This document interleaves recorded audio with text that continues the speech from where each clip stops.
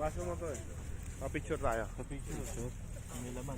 Lulu tayo, wala pa eh. All familiar pa. Yeah, picture. Si Patong yung baso. Ridal ba? Gusto mo, Ridal? I used to live in Australia. That has deadly things. Exactly. There we go. Do we have everyone? Yeah. No? Yeah, don't take a moment. It's okay. Don't worry about the butlers. They're on their own time.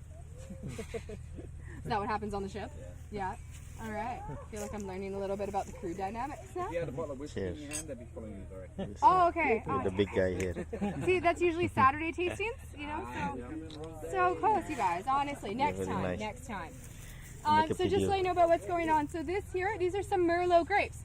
So from what you were drinking for the red wine and for the rosé, this makes its own rosé as well. So we're in the process of a time of the year where we're getting ready for vintage. The grapes are going through something called veraison or veraison, depending on how French you want to get today. So essentially what that means is the grapes are starting to change color. So even red wine grapes start off green in the vineyard, and then from there change color and get ready. So this is the onset of ripening for us. This is where the flavors start to arrive.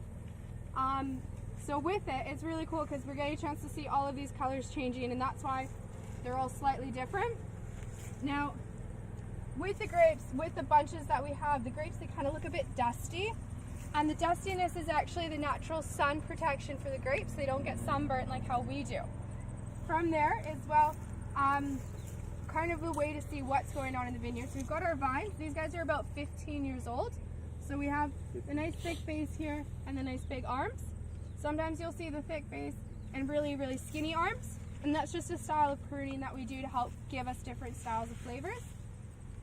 From there, these little bits that are going up, those shoots, those actually about 2 weeks ago, rather than having a wood covering, were actually all green. So that's another way that the vine's telling us that these grapes are ripening and they're going to taste really good really soon. So from there, then with the grapes ripening, there's a seed inside of them as well. So that seed was green and it's in the process of getting a wood covering over it. So that's yet another way that the vine's telling us that there's flavors arriving. So essentially, if you were to eat one of the green grapes, which I would not recommend, it's like biting into a lemon. It's super sour, really acidic. There's no sugar yet. Then, as these grapes turn red, that's where the sugar starts to arrive. So in the next couple of days, what we're actually going to do is we're going to start throwing nets over top of our vineyard, because although we're predator free here, so we don't have kangaroos, we don't have bears, we don't have snakes to eat the grapes, but we do have birds. So the birds love the grapes, and they'll come in and they'll peck away at all of these grapes and ruin what we can do to take for wine. So we'll put a net over top. Sorry?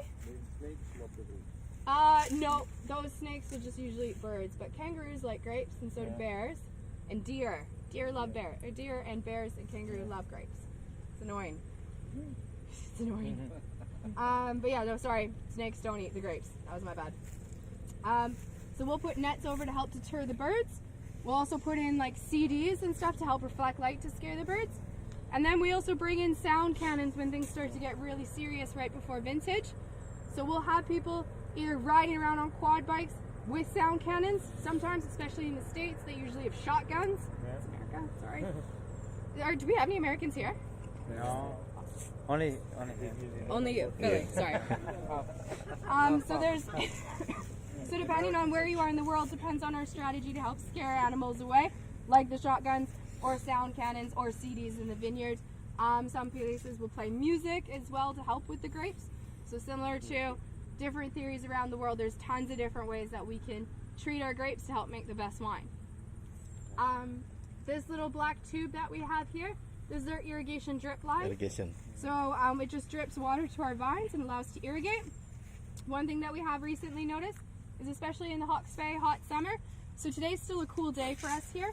It'll continue to get warmer over this weekend and today as well. Is that a lot of animals that we have in the vineyard, such as rabbits, love water, obviously on a hot day. So we've had to start putting trays underneath our drip lines to give them a little pool of water. If not, because they are smart enough to realize that the water comes from here, so they will chew on it. Exactly, cause a little bit of havoc. So what we're doing sustainability-wise for that, and to help mitigate the rabbit problem, is we're actually starting to take these and burying them about 3 feet or a meter underneath the soil.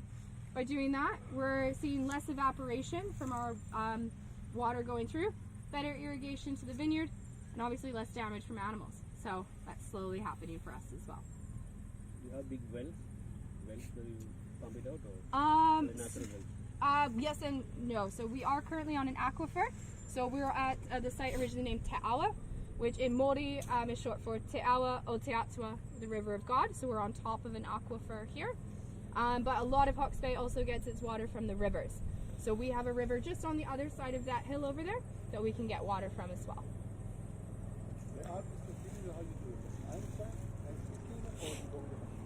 We do a mixture. So this one here will be done by a machine. With our machines, they're really cool actually, because there's always the connotation that machine picking isn't as good as hand picking. We've just invested in 3 machine pickers that come through and actually can physically scan through each grape, and exactly anything that's not ideal, we'll take a jet stream and split it right off the sorting line. So with that, it's kind of like an upside down U shape that comes over the vines, shakes the grapes off and brings it all up, and then through there goes through these 2 tubes, and then it goes onto a little sorting table as they were still driving in the vineyard. From there, there's little rollers. Anything that's not a grape can't physically fit through them, so it all gets shoved off to the sides. That's all the leaves, all the stems, anything like that.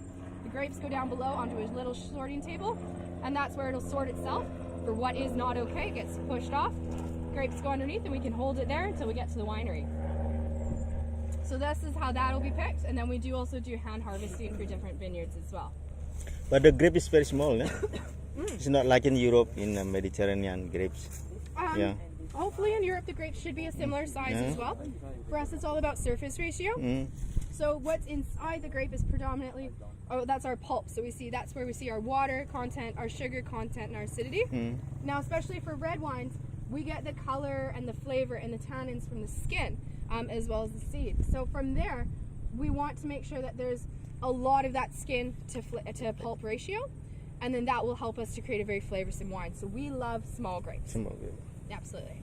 Versus the table grapes that you buy at the grocery store can be kind of a bit watery sometimes, and that's just a little bit bigger, which is good that they're watery, because if you try to eat as many of these as you do table grapes, not very good for the tummy. Not very good for you. Yeah. The skin is very thick, absolutely. And if you grind down on the seed, that'll give you some bitter compounds, which will start to give us more of the flavor of what we'd see in like a tannin as well. Oh, absolutely. So the color is still very light just because it's in the process of changing. So it'll continue to go darker over the next 1.5 to 2 weeks. Come back next week. Yeah, come back next week. What are you doing next week? Next week we'll be in Sydney. Down to Sydney. Or just go to the Hunter Valley then, and they'll well, they got white wine, so you know, it's okay. Awesome. All right, do you guys want to go check out another vineyard, or actually, food should be up shortly. Do we want to get ready for lunch? Yeah. I'll bring out some more wine. Yeah.